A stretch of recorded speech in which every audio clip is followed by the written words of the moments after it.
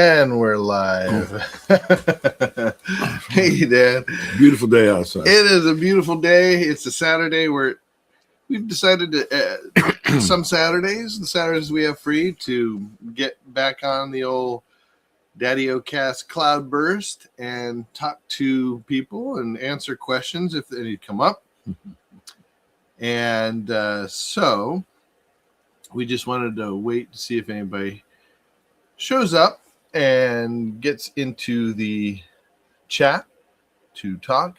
But one of the questions I had for you, Dad, that I was going to ask was, daily habits.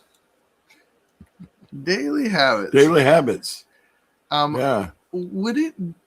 It seems to me like, let me kick. This is kind of loud. Like daily little habits. Daily habits. It feels like there are things that, as I get older, it's important to have rituals. Yeah. You know, coffee at a certain time. You know, that's I one of them. I don't know about you. I get up and make coffee and take a cup of coffee to your mother, and then we both retire to our place. She sits up in bed, and I have a easy chair downstairs, and we read the Bible for at least an hour on days that we have the time to do that. Yeah. Some days we have to get up and go somewhere, but on days we have that time, we do that. That's the first thing that we do: drink coffee and read the Bible. I like that. What about other daily habits that not so intentional? I was thinking about. Well, I thought habits were intentional. Well, oh no, they just happen after a while. You see, yeah, it just happens to come around that way. Yeah, actually, habits are not intentional, right? Like rituals are, but habits are the things that we do sort of unconsciously over and over again, right? Yeah, I remember. I take my bird. I have a canary called Boaz, Mr. Bo, I call him, and I take him he has a place by the window on the sun porch, which gets kind of cold in the winter at night. So I take him before I go to bed, take him and put him over closer. We have a place where I've hooked up the heater, floor heater, and I put him on a stand there and put him on the floor heater and cover him up. So he'll be safe and warm during the night. So that happens every night. And that's something that I didn't really plan. It just sort of happens. Yeah. And we do that every evening. And sort of signals going to bed, as is putting on the coffee and getting ready. So when I go down in the morning, I just hit the button and it makes it in about 8 minutes. Yeah. Well, I want to get deeper into that, but this is all I know. Very, very deeply metaphysical for some of you people. I don't want you to go too deep in your theology for this, but this is the way things are. We've got Christian McNeil watching. We've got says, "Hey, this is Eva. Eva is watching. Oh, hi, Eva. And Dora or Asher is on. They say, hey, wow, Granddaddy. My whole family. Hi. And Abigail says, Granddaddy, can you tell us about your testimony? Golly. My testimony, pretty briefly, was I was brought up going to church. Every time the church was open, my mother and dad went to church. I went with them. I listened to stories from the Bible and the stories of Jesus. And at age 6, I was sitting by myself. My mom let me roam around and sit wherever I wanted to in church at that age. And this was in Texas, Horton, Texas. And I was sitting in the back of the church, and the preacher says, this is a Baptist church, and they always give an invitation, at the end of the service. And he said, if you really want to trust in Jesus, if you believe in Jesus, if you believe in Jesus, you want to follow him, go up here to the front. And I thought to myself, well, I believe in Jesus. And I walked down to the front. I was 6 years old. And my mother, they called for my mother to come down. She sat with me. And later on, my grandfather, who was a preacher, George Lee, he came down. He came over to the house, and we took a ride, and he queried me. I can't remember how it went, but I remember riding with him. And he asked me about things I believed in, whether I understood about Jesus, dying for my sins and so on. So I guess I passed the test. But it was only about 2 years later I was baptized in Manassas, Virginia. My dad went down with me and the preacher there. And then I became a regular in the Southern Baptist Church. Was really the Baptist guy, went to everything, was in the choir, in everything. And then I went away to Wheaton College, which is a Christian college. On the first Sunday, I looked at my clock, rolled over on Sunday. It was about 8 o'clock, and I had to get up and go to church. And I said, "Oh no, I don't want to." And I rolled over, and that was it. I didn't go, and I hardly went to church at all in college. Don't ask me why. Maybe I was just tired of going to church. Maybe I didn't. I used to go to church because I knew the people, and in Wheaton, I didn't know the people. I didn't want to go to a strange church. I don't know. I didn't go. I got a lot of teaching at Wheaton in chapel. I saw some of the great teachers of the faith at Wheaton College, Francis Schaeffer, Billy Graham and Billy Graham's people, other people that I can't remember now, but people you would recognize. They were teachers or they were teachers at chapel? At chapel. But I mean, my teachers all gave devotionals as they began the chapel. And they were great. But I had some of the great ministers and philosophers, theologians, authors, and Elizabeth Elliot, she came, and I mean, just all the great people of that era, they came. So I heard a lot, and toward the end of my college stay there, my philosophy professor, John Pagely, invited me to go to a what they called it a charismatic meeting. It was a great big church meeting in Elk Grove Village, where Judah worked for a long time. And I went there, and there were a bunch of people, and they had prophecy. But what I remember the most was they had singing in the Spirit. Everybody just sang according to how the Spirit led. They just sang. And I was just swept away. I thought, what is this? This is like church like I've never seen before. And that moved me. And it stayed with me for a long time. I went into the Army right after that and had, went to chapel services here and there and so on. But got out of the Army and floated through the counterculture, hitchhiked to see my friends in California and so on. But I came back to stay here in Morehead City when I was about 25 years old. And guess what? Went back to church. As soon as there was no question. Once I was here with mom and dad, you can see how mom and dad had a lot of rhythms, right? Rhythms, and the people that I knew at church. And I went back to church here, long beard, big bell-bottom pants, with patches on them, everything. Went to church, sang in the choir. Went to Sunday school. Dad had me actually teach a couple of classes at Sunday school. And one day I was with friends near here, and the Bourgeois family around the corner. And Betty, she was Betty Gray then, Betty White, Betty Bourgeois, and it was her family that I was with. They were friends of mine. And she said, whenever they give that invitation at the Baptist church, she was going there. I feel guilty. I said, man, it's all right. I feel guilty. See, I was the big believer at the time. They knew I was a believer. And I said, I feel guilty too. And that started to work on me. Now, this is I'm about 25 years old. I'd been away from here since I was 17, but I was back now. I said, I feel guilty too. And that began to work on me. Why do I feel guilty? And I started thinking about that. And one day, God worked in my heart.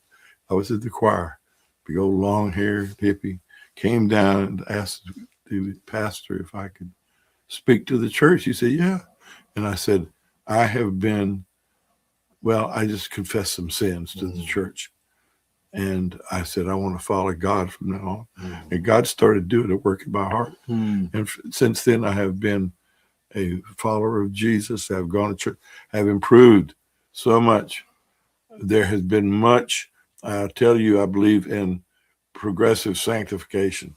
I would hope that when a person is saved, that bang, they become clean, no longer an old man. He's a new creation. Yes, inside, but there's progression of cleaning up. And it took me a long time over the time, a period. I had joined a wonderful church up and went to Albuquerque to help in Bible translation, went to a church there, stayed there, met Lori Baca, got married to her, had 2 boys. We had 2 children there, Judah and Paul, and while we're in that church.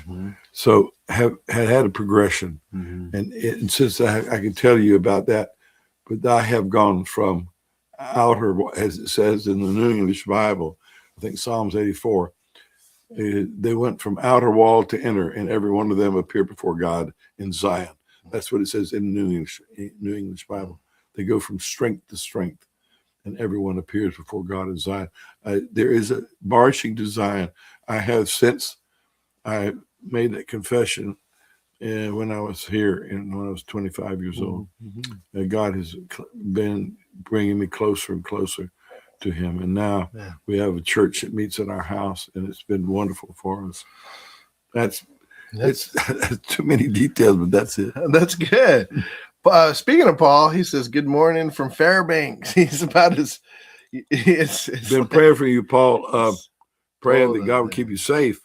I know you get into some dangerous affairs up there when it's cold, but I know you like it, and God will take care of you. Amen. And Evangeline Rodriguez, I don't know, it's so hard for me to say. I know her. Your daughter, my sister, says, "Hi, T." I don't know if she meant to say something else, but wow. Abigail says, "Wow.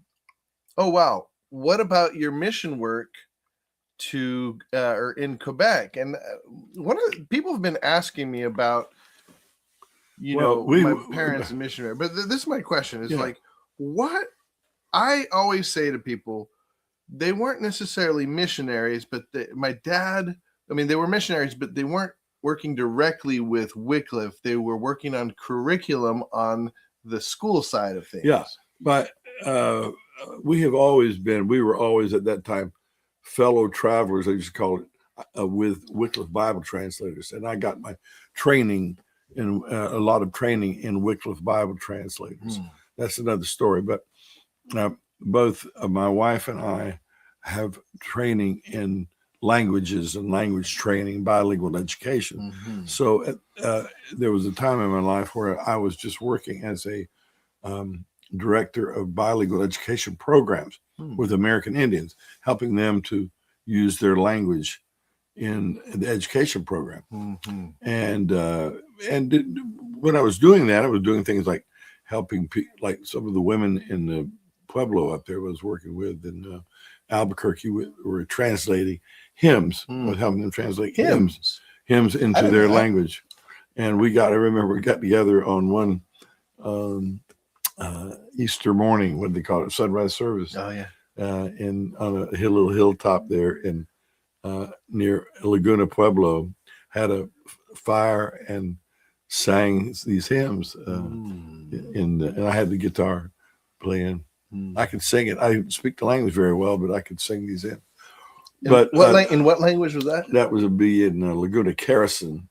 Carison, which is a Laguna, is a pueblo west of Albuquerque. It's where my former roommate Tim Anaya was from, Laguna, and I met some of his aunts and friends.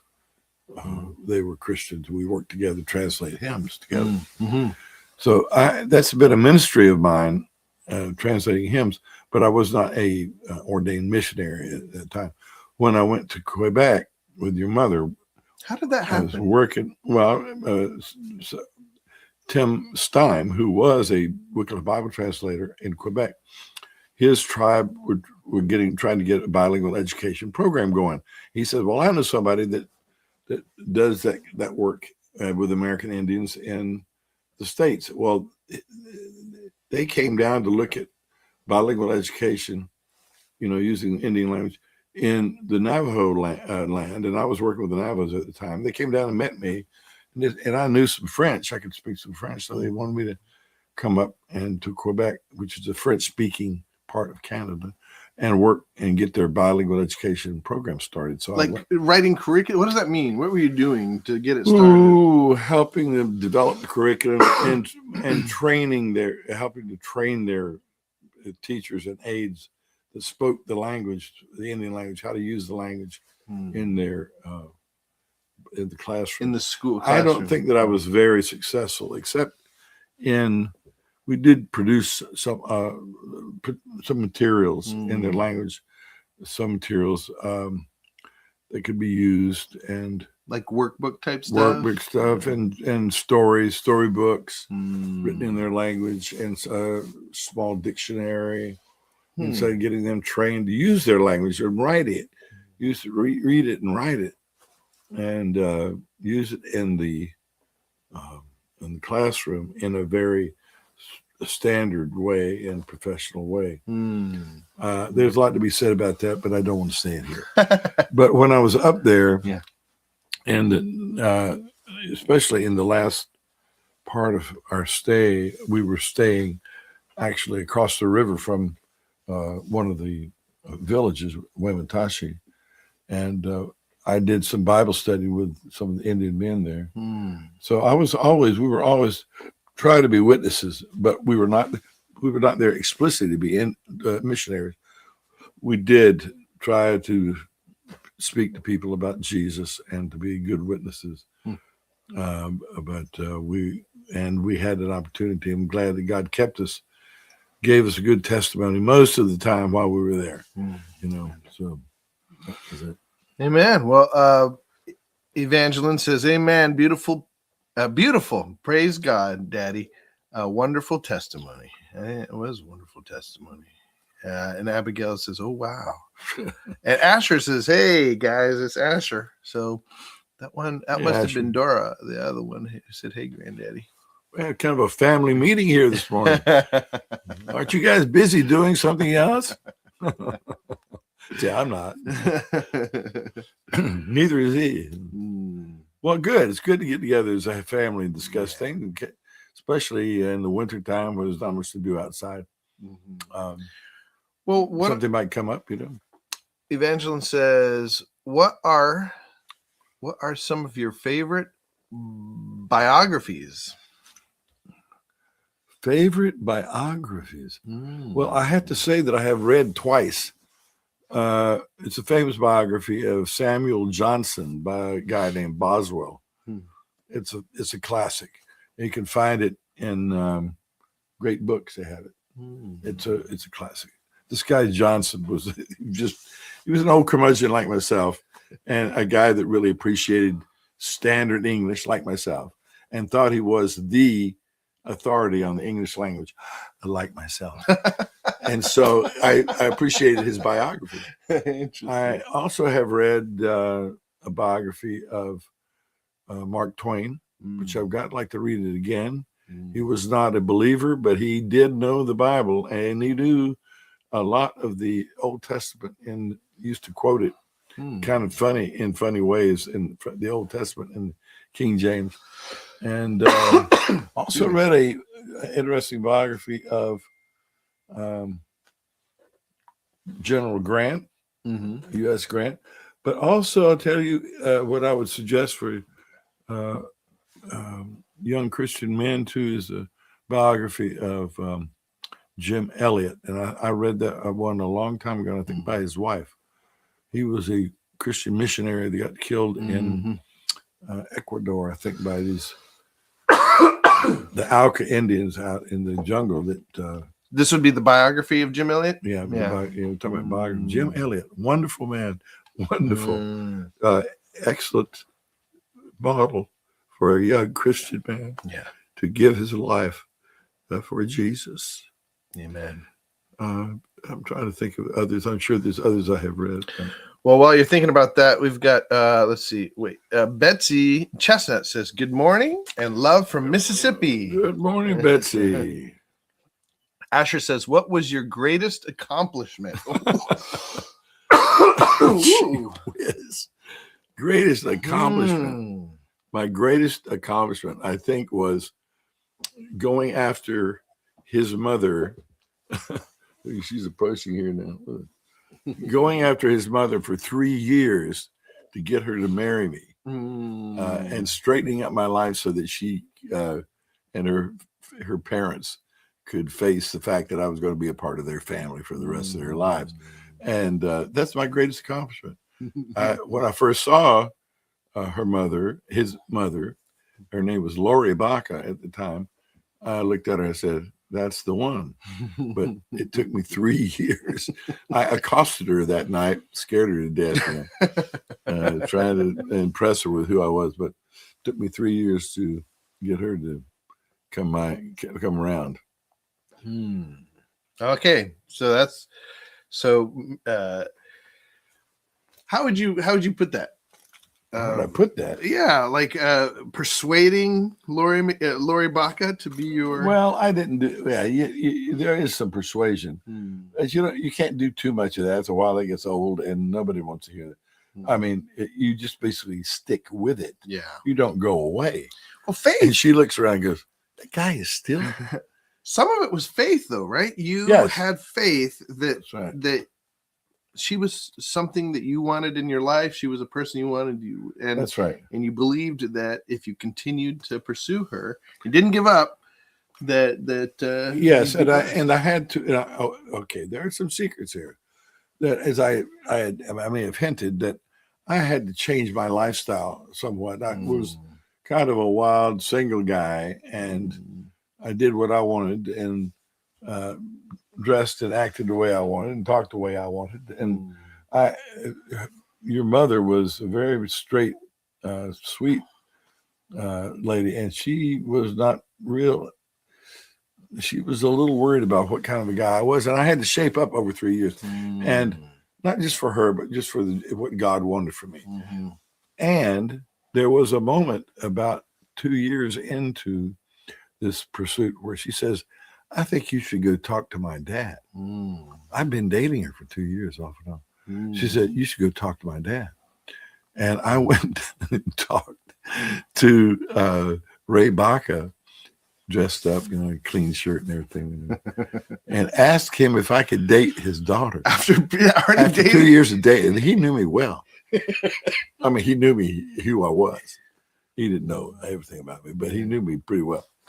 And I asked him whether, and he, asked me some questions and told me, he thought it would be well, and if my intentions were good.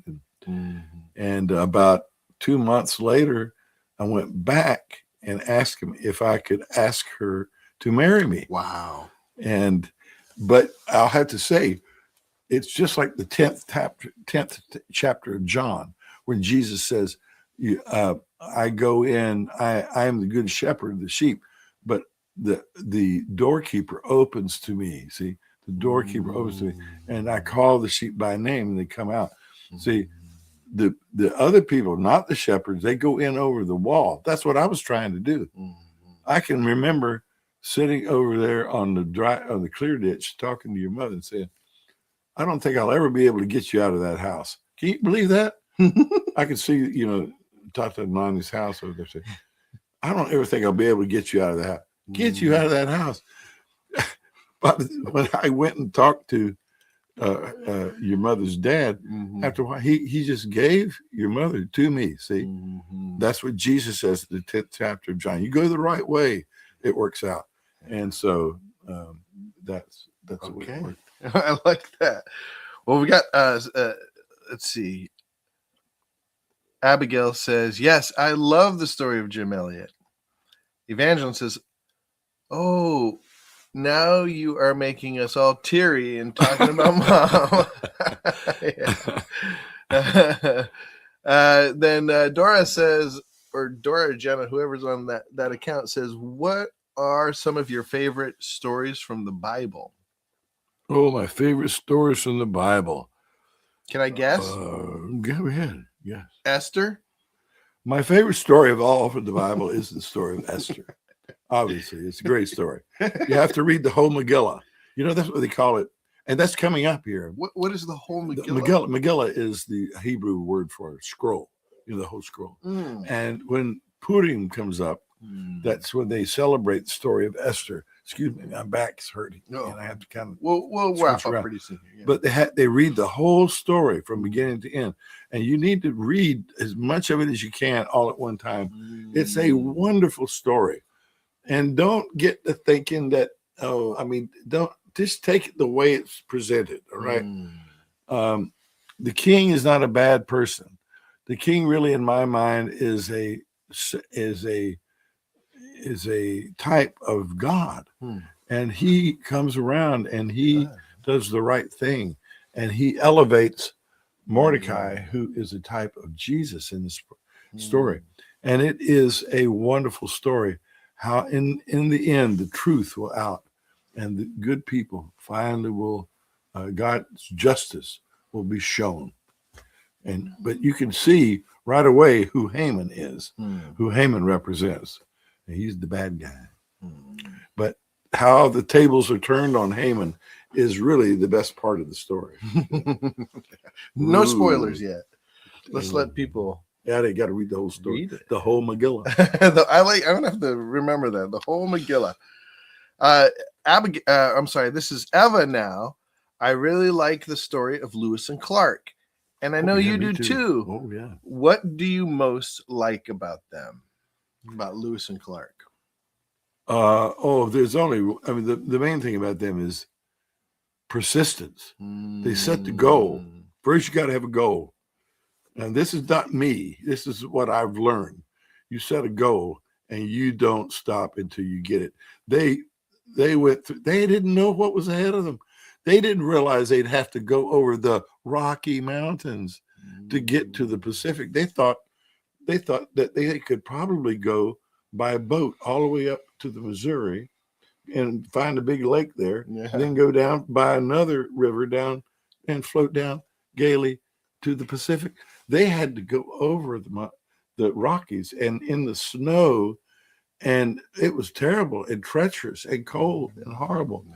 And they toughed everything out. It was rough going there, coming back, and they did it. They were tough. That's what I love. And any man really, what he loves about a story of explorers like that is how tough they were. Shackleton is another one that explored the South Pole. You know, tough. I mean, I wish I could be that tough. Right. Set a goal, and don't stop until you go. Yeah.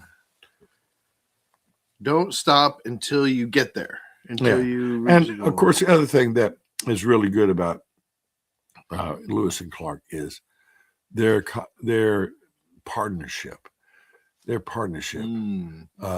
Lewis was a kind of an intellectual, he's a secretary kind of a guy, and Clark was a soldier. Two different kinds of guys, but they cooperated. One of the things you want to avoid whenever you're organizing anything is putting two people in charge. You want to put a guy in charge and an assistant, right? A guy and a captain and the XO, the executive officer. You don't put two people in charge. People do that all the time. They used to have the Romans did that, and they had horrible oligarchies, right? Oh, well, they put two consuls together, and one would end up assassinating the other. It was terrible. You don't put two, but these two guys were both of them in charge, both of them, and they got along. It was a miracle how they gave in to each other and decided who was going to take this part, who was going to take the other. And that is a miracle. You read about how they did that. That is if you ever find yourself, if you could find ways in which to study how they did decide to separate their responsibilities, it would be good to see how two leaders got shared the leadership of an important mission like that. Very good. Well, last question that we're going to take as we're going to wrap up here. What parenting advice, this is from Evangeline, would you give us? Because you sure have some great kids. That's something I've asked myself a lot of times. How the heck did I get good kids like this? I mean, really, anybody that knows me would wonder, how did he? They know how your mother got good kids, because she's a good person. But how did Dave get good kids like this?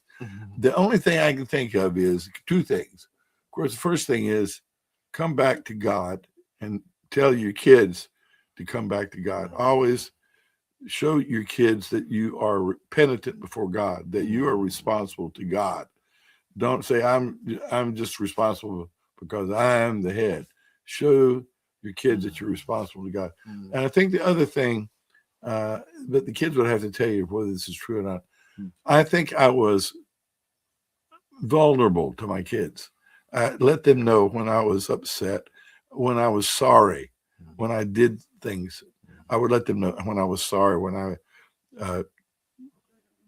I did something wrong before them. And I did. I had to go back to a few of my 2 or 3 of them and repent of times that I had been mean to them for no reason. I had done wrong to them. And I've done it several times. So I think to be vulnerable to your kids and don't just, like the British say, never excuse, never explain. That's what they say. That's what they said in the never excuse, never explain. Just the military, or that's the military, British. Well, no, you got to be vulnerable, but you're still the captain. You're still the head, but you got to be vulnerable and tell people, admit when you've made a mistake. Man, that's good. Well, thank you. Thanks, Dad. That's good words. I don't know why people are so wisdom. interested in me. It's because I like to talk. I'm so easily. I'm like the guy they give they